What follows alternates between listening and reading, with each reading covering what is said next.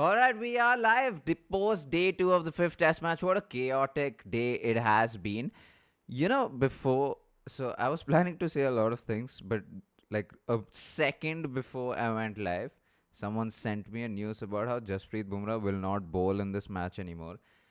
I looked it up in the 10 seconds that I had, and it's not confirmed anywhere. So if you guys can help me with that, I don't think it's confirmed because Prasidh Krishna in the press conference said that he went for a scan, he has back spasms, and he's come back, and there'll be a medical report out and whatever. I think that is what Prasidh Krishna said. I don't think he said anything about how he cannot bowl in this match anymore. But I got this photo kind of thing, and I don't know if it's confirmed. So don't take my word for it. I need you guys to be the journalist today. I need you guys. Right, I mean, no news about it. Exactly what I thought. So I don't know where that came from. I had serious doubts because I just listened to the press conference. And you can't, like Prasidh Krishna is not so stupid, nor is the Indian team management. I don't think they'll say it right away. I'm sure they'll give it a day or two. But yes, oh, what a day it's been. I mean, to start off talking about Bumrah's injury in itself is heartbreaking. Vignesh, no news. Thank you for that. Appreciate that. I was hoping for no news. I was almost sure there was no news, but you guys confirmed it. So, yeah, thank you so much for that. Right, for those of you joining us for the first time, I usually have a co-host with me. He's coming back tomorrow, and this will be a lot of fun, I promise. It hopefully is a lot of fun anyway. But we have a lot of segments. We talk about the positives of the day, the negatives of the day, the top performances of the day, and then we have a segment where we take questions from you guys. We also have few analysis going on today, so we will do that too and talk about all of that. It should be a fun live. There's so much happened today. It almost feels like day one was a lot of days ago. In fact, it was only yesterday, and Australia and India is already into bat in the third inning. So a lot's happened. Rishabh Pant's innings, Siraj bowling well, and I think this is almost the first time Siraj is one of our top performers. And I have a thing to say about Prasidh Krishna, even though he got a couple of wickets. I have a thing to say about him. But yes, it's been an interesting day of Test cricket. Started off well, and then sort of okay, and then the Indians came on to bat. Started off well again. But yeah, we'll get into a lot of that last day of the lone wolf Ashwin. Exactly. So make use of this. I know I said that. Let's go over the scoreboard. Australia got all out for 181 by the end of Australia's innings. We had a lead of 4 runs, which is great. As long as we had some kind of lead, just some psychological advantage.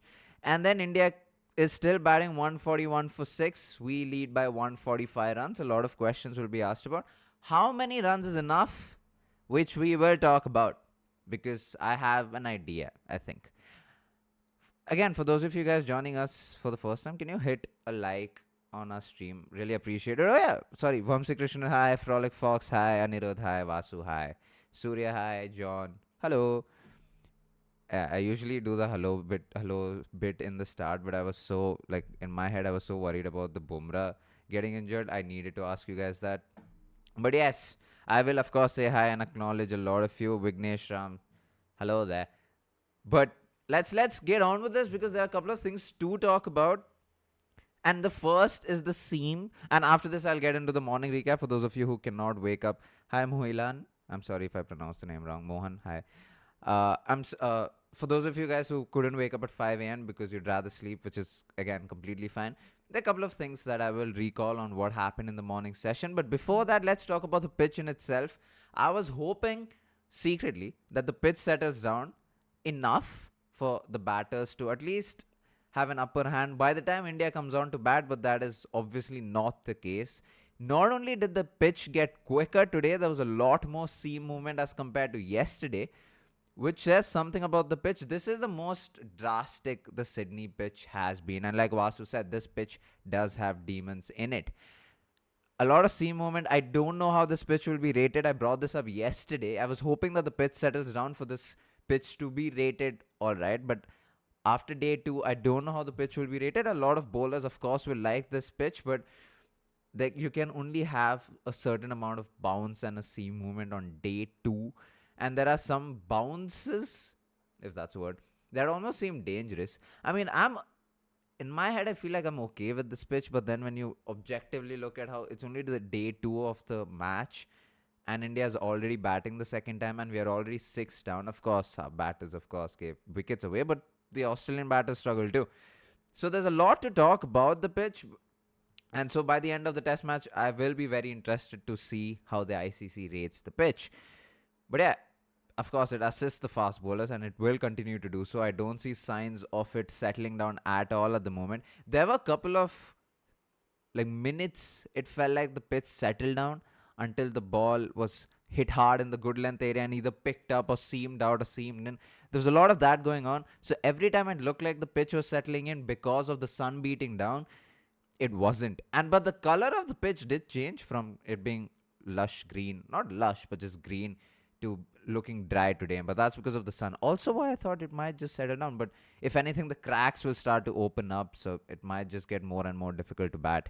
Hi Rishik, hi Athletic Ranking, hi Vasu. Yeah, cracks will open up tomorrow. Yeah, exactly. Let's talk about the morning recap and what happened in the morning. I was hoping Siraj and Bumrah start and be on it. Of course, they were on it. And Siraj especially, also why is one of our top performers. We will talk about that. Bumrah got the first wicket of the day after this in the 6.2 over mark of Manas. Umpire did not give it out. Bumrah had no hesitation to go for the DRS. It was a clear nick on the snicko, luckily, and we didn't need any deviation line and all of that crap. So yeah, we got that wicket. Constas did attack Bumrah. For a lot of you guys, we talked about this yesterday. He didn't have the upper hand as of yet. And Constas did attack Bumrah. He played the sweep shot and all of that, ran down the wicket.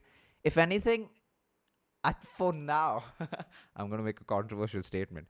Until Constas got out, Constas had the upper hand. But then in the next over, Siraj got him out. So not only did Siraj get Constas out, Travis Head walked in. And he got Travis Head out in the same over. So Siraj got 2 wickets in that over, something we wanted Siraj to do from day one.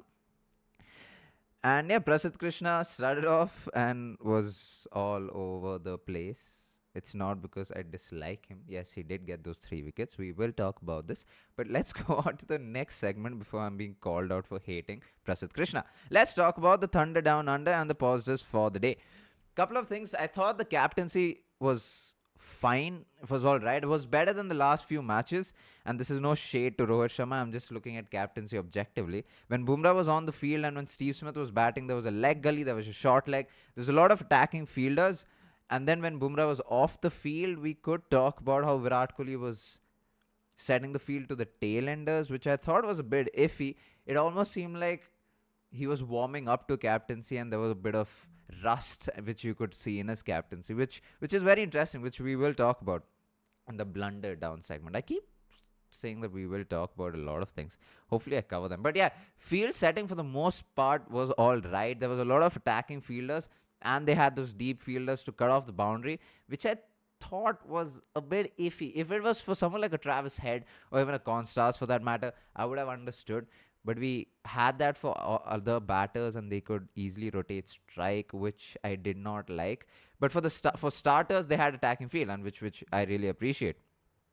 And then Siraj and Bumrah, right? Siraj and Bumrah were on it. Siraj, I cannot. I was waiting for this day where I can just get on the stream and just talk about Siraj.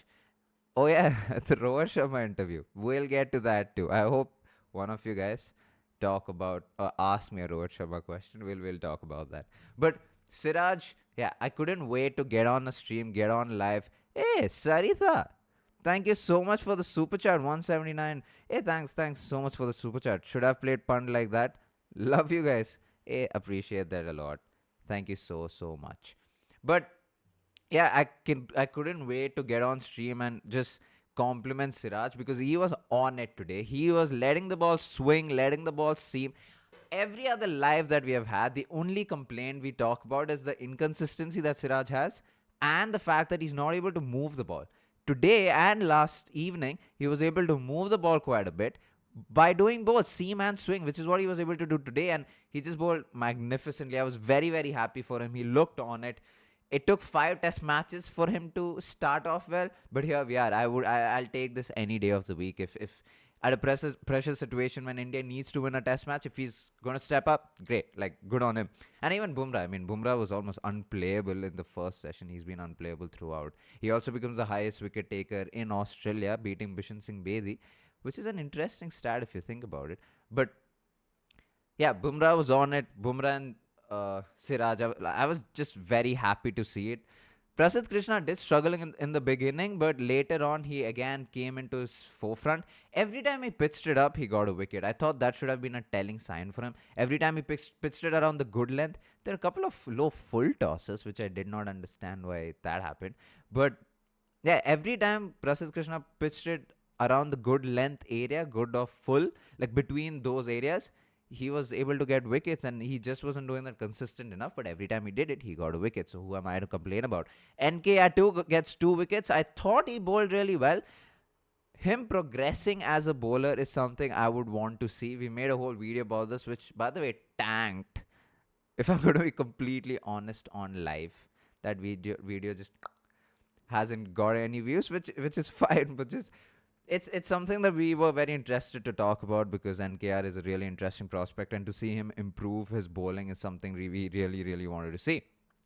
And the next, before we get into the batting side of things, the slip catches. Lads, we gotta appreciate the slip catches. All the catches that were going around, we were catching them. KL Rahul, Virat Kohli, Yashasvi Jaiswal, we were all taking those catches. And I think for the saying that goes, catches win matches, it might just be the case. We never know. And the fact that we were taking those catches was brilliant to see. I mean, I was very happy. And then India's batting started. Not a lot of positives there. But we saw Rishabh Pant play the Rishabh Pant kind of innings. And there's a lot of things that can be talked about Rishabh Pant.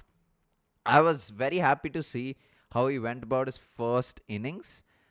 I don't know if that's the kind of innings he's comfortable playing in, but at least we got to see that side of him before he threw his wicket away, tried to play an attacking shot and got out. In the second innings, we saw the Rishabh Pant that we know. Of course, there was a lot of risk involved in that too, and he was a missed time away from getting out. And so again, we could have criticized him if he scored those 30 quick runs and got out. Like, why would he do that? There are two things to this. In the first innings, I think he felt that he had to play that kind of way, but in the second innings, he realized if he sticks around, he's going to nick it out anyway, so might as well attack. And I think that's the mindset. With Rishabh Pant, I think he needs to understand the kind of situation he's in. If he wants to play attacking, go for it. But if you're like 5-6 wickets down, playing for a draw like in the last test match, then you got to just wait it out. And I thought in the second innings, this was fine because sticking around wasn't going to help him. And we saw that in the first innings, and might as well attack. So I think he needs to get the combination of attacking and playing the defensive, right? Because he has a defensive game. We saw that in the first innings. He, of course, has an attacking game. And he's done this time and again. He just needs to be more consistent with it. And I think if he does, it's a really good sign for Rishabh Pant. Now, this is Rishabh Pant's average in other countries. And for someone who's only 40-odd test matches down the line, these are very impressive numbers. 55 in India, of course. He averages 48 in Australia. Then someone might compare him to England, which is 32. Again, early days, but he has 100 in England. Okay, I say early days. He's played 9 matches. Wow. South Africa, he averages 37. Bangladesh, yeah, that's fine, 49. But for someone who, like a lot of people criticize and talk about inconsistency, I think this is great. Like Vasu said, let Pant be Pant. Yeah, exactly that. I don't think people should pinpoint and have doubts on Pant and like make him have self-doubts, if anything.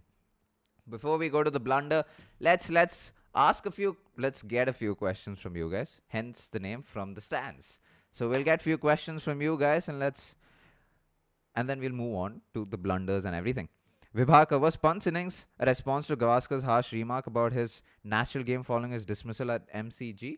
I don't think so. I think it was a reflection of his innings in the first innings. And like I said, according to him, I think he felt that if he sticks around, he's not going to last, so might as well attack, and it was that.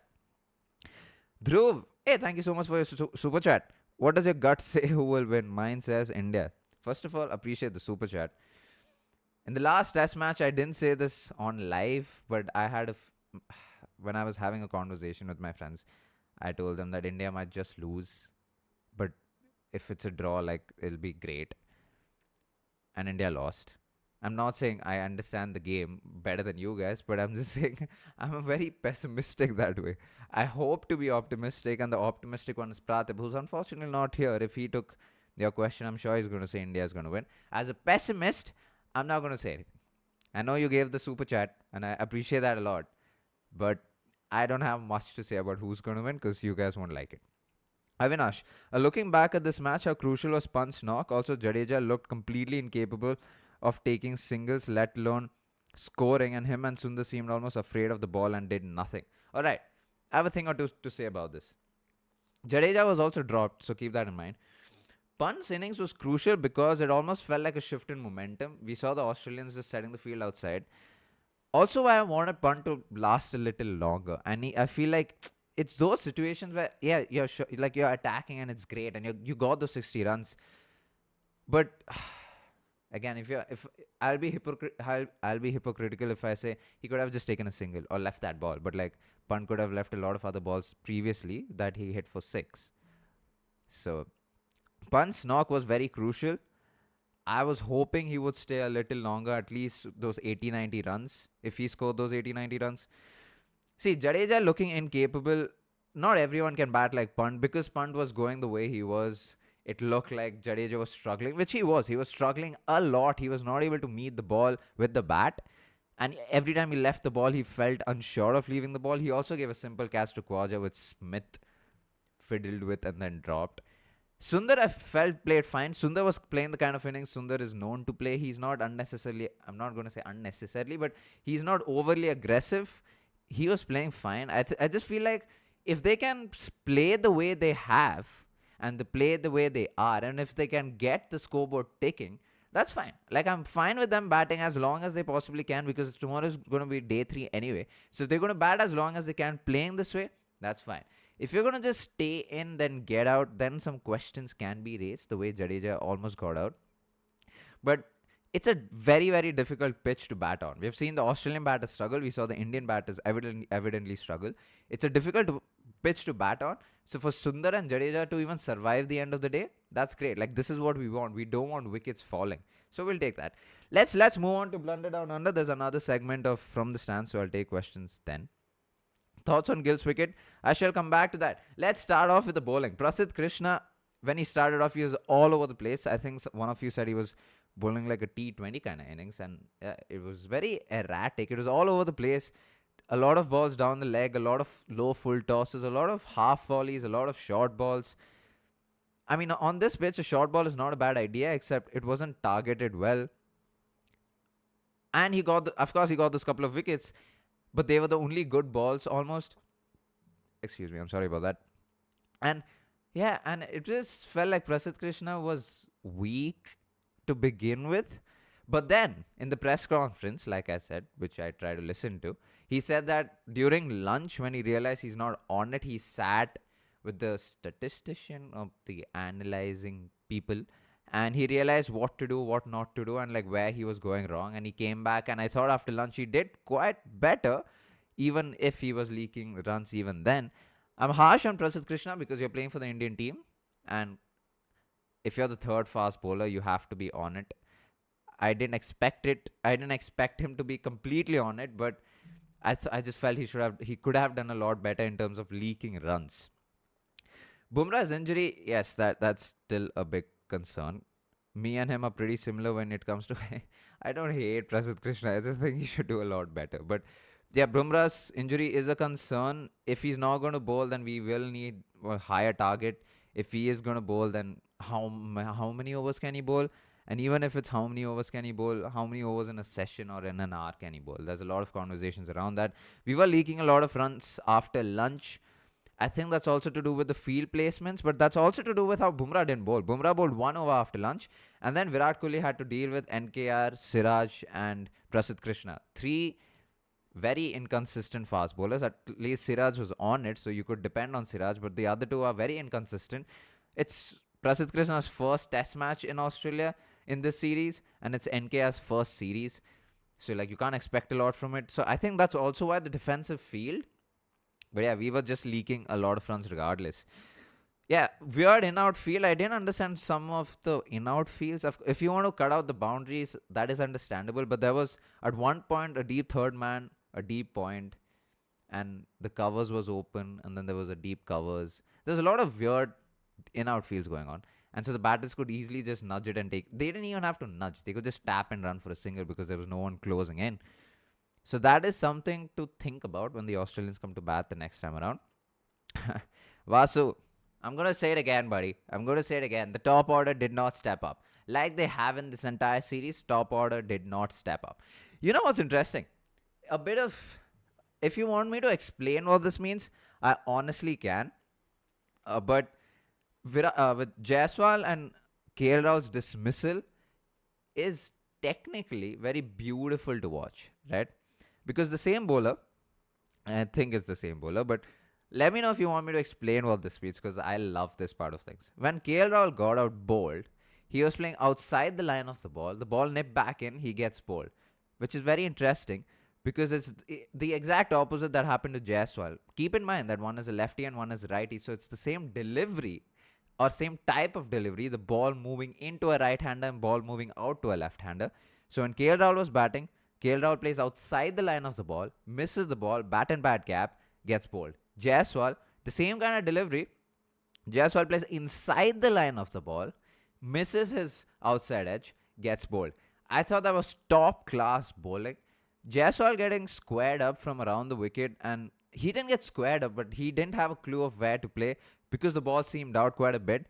And I thought that was, I don't know, I'm not going to criticize him for the way he got out, but he should have kept that in mind because you can't play inside the line of the ball when the ball is coming in and going out. But that's just very easy for me to say because I'm not facing ball and I'm not on that pitch.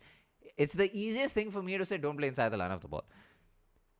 But you would generally do that because the ball's angling in, so you would naturally play inside the line, and the chances of you getting an outside edge with for someone like a Jaiswal, because of his technique, for him to get an outside edge or to get bowled is very, very high, and that's exactly what happened.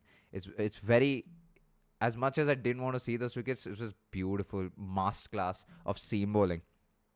And then we come to Virat Kohli getting out. I'm not going to talk about how Virat Kohli is getting out because not only do I get a lot of hate for it, I feel like I talk about it every day. We've talked about it 8 times. We made a whole video about it. We made a whole video about exactly this. And so, like, what's the point of talking about it? He's going to get out the same way again, so you do you, buddy. At this point, why are you in the team? Shubman Gill was, I don't know what he was. I mean, if that shot came out, we would appreciate him, but then it's the same old story with him again. He gets settled. He played quite a few deliveries and then gets out again. I don't know if they're going to take a call on him after this test match because if they are going to take a call on certain seniors, then are you going to let Shubman Gill play higher up the order? Higher as in lower up the order, like number 4, number 5, and let someone else bat number 3, number 4. I just think it's time to sit down with Shubman Gill and have a talk. I don't think there'll be a lot of changes. I still think we might just see Shubman Gill in the England series in June, July, because there might be a lot of other batters not being in the side. At least that's my hope. Now, a lot of you guys have joined in. I appreciate that a lot. I'll also appreciate if you guys can like the stream. 317 people of you. Thank you so much. 300 of you watching on the stream is insane. So hit a like, give us a like. It'll push this stream out a lot more to a lot more people. An interesting tweet by Harsha Bogle here. It is rare that, yeah, I can't read the tweet because it's small on my screen. But you're right, like the camera going outside to a player who's leaving the stadium can bring about so much attention. That is because Bumrah has single-handedly won us test matches or drawn test matches for the Indian team in this series and even in the last couple of seasons. And so for Bumrah to not be there is a real iffy. And we will need to see if he can come back tomorrow. If at any time you guys get any information about Bumrah, because like you can see, I'm currently here. Let me know in the chat because that's as much as I'm talking about a lot of other things, it's in my head. And like I'm honestly worried about Bumrah not being there tomorrow. Bowling analysis, a bit of, again, technical analysis for you. This was done in the broadcast. So if you didn't follow it, let me repeat it. So this is Siraj on the left during his follow through. So after he's released the ball, this is Prasidh Krishna on the right after he's released the ball, his follow through. Almost the same movement and the same point. But you can see Siraj how he's like a conventional fast bowler, right? He's put a lot of back behind his body. Also, why you see him bending forwards and all of that. His back leg is swaying everywhere. Unlike Prasidh Krishna, where at the same moment or around the same moment, he is standing erect. He's almost erect. It doesn't seem like he puts a lot of his back behind the ball. Now, of course, they have different actions, and the way they finish will be different. And Prasidh Krishna, I mean, he does bowl in the 140, so no one's going to complain. It's just that sometimes it seems like when he bowls a fuller delivery, it's just it seems like he's just floating it up there, even if it's 135 plus. And I think, if I'm not mistaken, that has a lot to do with his follow through. If he can bowl in the 140s without a proper follow through, imagine him with a proper follow through when he can hit the deck harder than he already is. That is something that I think he could possibly work on, but I'm sure it would have been picked up way earlier too. Like from state cricket itself, there's a lot of data analysis and video analysis. So I'll be wrong to say that he doesn't know about this already. And I'll be wrong to say that like he hasn't worked on it already. Top performances of the day, of course, Mohammad Siraj steps up 3 for 51, 3 crucial wickets. And then Rishabh Pant, I already spoke about him, scored those 61 magnificent runs, although I hope that he would go on for longer. Let's go on to From the Stands, lads. We will now take questions from you guys, have a chat with you guys, talk to you guys, and yeah, see what you guys think. Frolic Fox, what are those data and analysts doing in our Indian team? Can't they decipher the channel in which bowler operates every match? Your vulnerable thoughts on how to solve the bowling conundrum with analytics. Interesting. We could make a video on this. But you're right. I mean, Boland does the same thing again and again, and we do the same thing again and again, and that's us giving our wickets away to Boland. I don't want to make an analysis now because I don't want to give out wrong facts and wrong analysis in itself, right? We might possibly make a reel on this because that's very interesting to think about, or make a video on it. But a short-term suggestion would be just leave the ball, but then it's easier said than done. Something that's interesting, right? There are a lot of tweets going around about how Virat Kohli gets the most unplayable balls and all of this. Something that the Indian team hasn't learned from the Australian team, which we did very, very well in the first test match, is leaving the ball on length. This isn't a flat deck where you can't leave the ball on length. The Australian batters did that very, very well, even if they got bundled out for less than what we scored. There are a lot of moments where the Australian batters were just ready to leave the ball on length, especially Steve Smith. And the Indian batters are struggling to do that, especially Virat Kohli, Jaiswal. Virat Kohli, I mean, you could say that the ball is unplayable. That was nowhere near the stumps. That was short of a good length ball. Any day of the week, we could just leave that ball. You didn't have to poke at it. And it's just that I don't think we're leaving the balls enough. It's just beautiful bowling. It's hard to play Boland's ball in Sydney pitch, which is not doing well. True. What happened to Bumrah? So Bumrah got a back spasm. That's why he went for scan and all of that. He should be back. Let's see. Deepesh, thank you so much for the super chat. King and Prince of a very sorry batting empire. Wow. I like how you gave us a super chat saying that. Appreciate that. Hey dude, is batting lower at positions like 4, 5 and 6 easier than top order in tests? If that's the case, wouldn't teams choose 6 openers in the lineup? Oh, very interesting. First of all, getting 6 openers from your first class setup who are doing well in itself is difficult. A lot of people say that the toughest position in test cricket is number 3, but your openers will disagree because your openers are facing the fresh cherry of the fresh bowler. But then the number 3 batter is like, buddy, but like you put me under pressure. You get out in the first over. I'm walking in. Not only are the oppositions on top, but I'm walking in under pressure. Notably, though, the best batters in the team usually bat at number 4. The Sachins, the Root, the Kane Williamsons. Who else? Steve Smith. I think Kane Williamson bats at number 3. Or number 4. But usually your best batter bats at number 4. Also why Virat Kohli is batting at number 4. He's not the best batter right now, but 4, 5 and 6 are not easier per se, but you would want your best batters in the middle order, and you would want specialist openers just because of how the test match might progress. We have made a whole video on why Virat Kohli should continue batting at number 4 before the series started, so watch out for that, because we pointed out why the number 4, number 3, and even number 5 are very tricky positions to bat in. And so you can't have 6 openers, because finding 6 successful openers in it is difficult in the first place. But openers have a different role as compared to number 3, number 4, and number 5. Very good question, though. Brilliant question. It's not something that's been asked before, so good question. Your comments on KL Rahul, Vishnu. You're really worried over comments on KL Rahul. Okay, let's talk about KL Rahul. This is what he does. He has a successful or two. He has success. He has a couple of good matches and then falls apart. But then you're looking at other batters around him who aren't really stepping up. So you're like, why are you only blaming him? So I'm not going to talk about KL Rahul. I feel like he has his spot fixed for a while. Time will tell about how consistent he's going to be after this. True new ball plus a pacer paradise is a deadly combo. Dana, exactly right. Is Kohli the most selfish cricketer? Rohit Sharma dropped himself because his form. Why can't Kohli do that? Because Kohli believes in himself. The Rohit Sharma interview, I found that a bit funny. It's great. Like, he said what he said, and I'm not going to not believe him, because who am I not to believe him? I just found it a bit humorous. Let's just put it that way. Nowadays, Cummins don't use his bounce like he did before. Why? That's not true. He did. In the last match, he bowled a couple of bounces. He got a couple of wickets. Nikhil Sai, thank you so much for the super chat. Appreciate that a lot. Cummins does use his bounce quite a bit. Scan reports on Bumrah's injuries are expected to come in the evening, but I think he will be out for the side. Looking at his previous injuries, don't say that, man. Vibhakar, India's fast bowling is a concern. Should they try out new bowlers like Mayank Umran for his pace, Yash, or back the current bowlers? In test matches, what happens is you need to back your bowlers as much as you can before you try at someone else, because when you try at someone else, they're also new in the test format. So, like, how many times can you try out? Because after a point, everyone's failed, but you've tried everyone. So you have to... Sorry about that. That was my chair. Oh. After a point, you have to, like, give bowlers time. And I don't think it's concerning, because Shami is still there. Shami's coming back from an injury. We have Harshdeep Singh in the ranks. We have Akashdeep.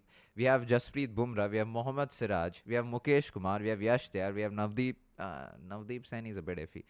Khalil Ahmed. I'm just naming fast bowlers here. We have quite a bit. Umran Malik, Mayank Yadav, they're injury prone. So Sanjay Manjrekar mentioned that Bolin bowled the least of all the bowlers and was therefore fresh and bowled better. Do you think that impacts his performance? Yeah, of course it impacts his performance. I mean, Bumrah in the last match bowled 53.2 overs, if I'm not wrong. That's the most he's bowled in a test match. He comes in this test match. It's no surprise that he's injured. He's bowled the most number of overs for the Indian team. Hand in hand. Word on Bolan, averaging 14 in the series with 19 wickets in just 3 games. Bolan's is relentless, man. He's the most, I've said this before, he's the most irritating bowler to face as a batter, because he's bowling the same thing again and again, and you're bound to leave, you're trying to leave the balls, but you also want to score some runs. And because the Indian batters are such, who are attacking, who their natural game is attacking, we are bound to give a wicket every now and then. Sai Venkat, is it a disgrace to Sarfaraz the way he was left out the entire series, even though he was back to bat at number 5 in the previous series? Yes, it is. I'm just going to say it. I don't know about disgrace and all, but it's just disappointing to see the way he was handled. Did Prashant Krishna do better than Akashdeep today in terms of wickets? Yes, because he did get wickets. In terms of consistency, no. Akashdeep is a lot more consistent, gets a lot of play and misses. And so, better in terms of what? Because Prashant Krishna did get wickets, and that's what bowlers are supposed to do. Akashdeep gets unlucky at times. But consistency-wise, Akashdeep. Sanjay, being a fan of Kohli, at this point I feel sad for him. Either he should play county or retire. Yes, I've said this before. If he wants to play in the June, July, I mean, I'm not selecting the team, but if he needs to be, like if he thinks he's good enough to play in the England series in June, July, play some county cricket, buddy. Prithvi, is 200 a good score? Can India bundle up Australia under 200? I'll come to that. Let's take a couple of more questions. I saw an NKR video. Just wanted to let you know, Ash. Thank you so much. Appreciate that. A video that tagged you were part of the views, and we take that view, buddy. Harsh, can we defend 200? I'll come to that with Prashant and Siraj. Possibly, Jaddu. Possibly. KL as a batsman but KL as a slip fielder, right, true.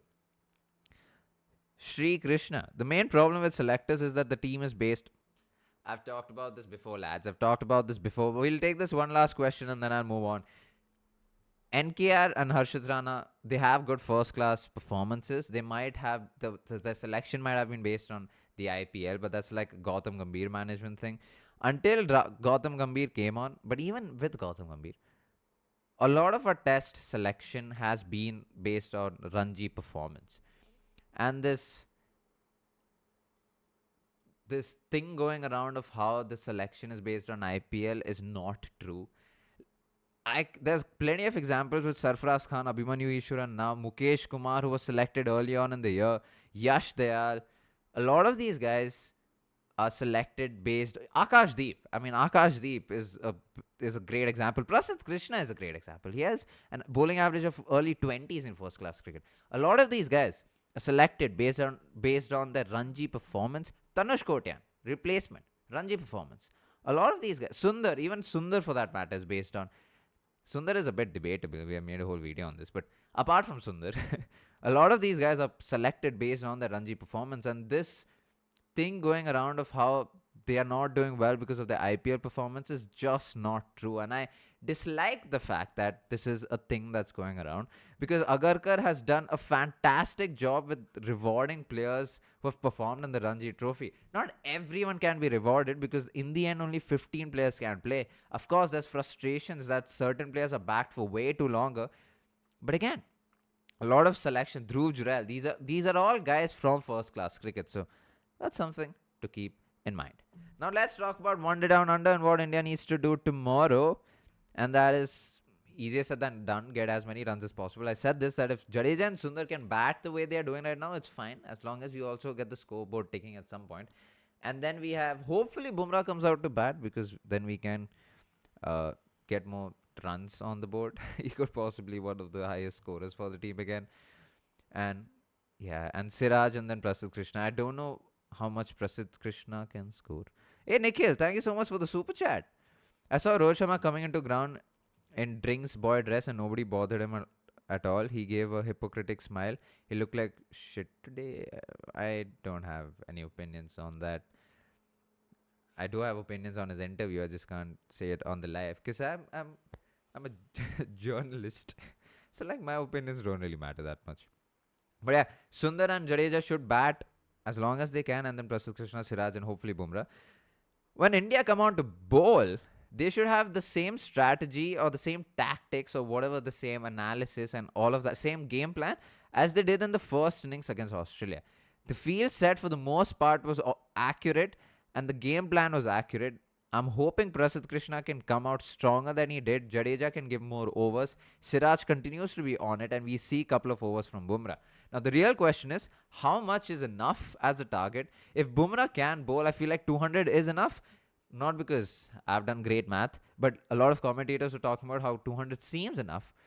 But that's if Bumrah can bowl. Because if he cannot bowl, then I don't know if 200 will be enough. But to ask for even 200 is quite a bit, because we only lead by 145.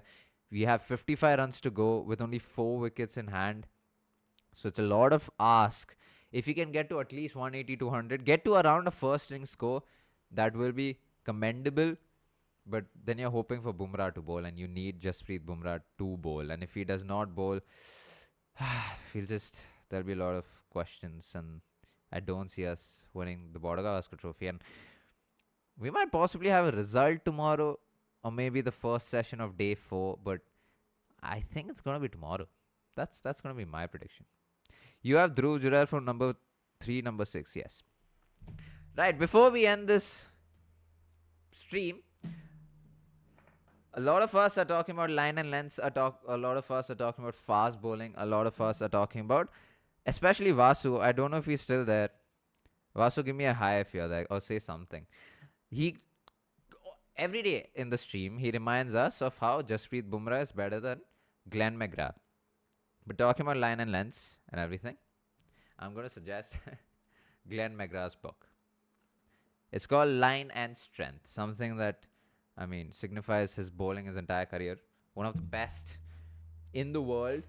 And because we're talking about fast bowling and Lionel Lens and Boland and Hazelwood and Stark and Cummins and Bumrah and all of that, it's just, I just thought it's the right suggestion to make. Glenn McGrath's book, again, a very good read, a very good book. You guys should read it if you guys can. It might be, I got it as a gift. I was very lucky. Like, there's a ebook to this, so if you guys read ebooks, do that too. How will the pitch play tomorrow? It might get worse looking at how it went today. Cracks might continue to open up. It might get a little more difficult to bat on in the fourth innings, which is why I feel like getting the score to around a first innings is good enough. But we will see tomorrow. I mean, there were moments where it looked like the pitch was settling in until it wasn't. I'll take one last question. View on Kohli's captaincy.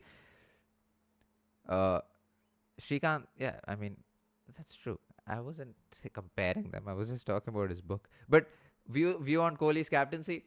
He looked a bit rusty today. I'm not going to lie. He looked a bit rusty when the tailenders were batting because there were a lot of field placements which didn't make sense. Until the tail came on, I think he was doing fine. But then you can also argue until the tail came on, Bumrah was also on the field. So who was really the captain? Virat Kohli as a captain is the best in the test format for the Indian team. No questions asked. But today, he just looked a bit rusty. But that's fine. We got Australia all out anyway. It's now about how we go on to bat. But yes, this has been our stream post D2 of the 5th test match. Thank you guys so much for joining us. I genuinely appreciate the support. Today will be the last day where you guys have to tolerate only me. Tomorrow, Pratha will come on and we'll have a lot more fun and a lot more things to talk about. And yeah, there's a lot of things to look forward to tomorrow. Hopefully, tomorrow is not the day the test match ends. Even if it ends, it's not the way India loses. But yeah, there's a lot of things to think about and ponder on. And that is what I'm going to do after this live. Just self-reflect. So yeah, thank you guys so much for watching. Give us a like. Hit a like if you guys are still here. The 300 of you. Appreciate the 300. Last day of Lone Wolf Ashwin. Last day indeed. Thank you guys for staying up with me, for putting up with me this last few days. Tomorrow Pratip comes. We got a comment in our last video, the video before that, how people miss Pratip. He's going to be back, boys. He's going to be back. But yes, thank you guys so much for watching. Appreciate the support. Appreciate all the support and the super chats you're giving us. We're close to 20,000 subs. Thank you so much for watching. Peace.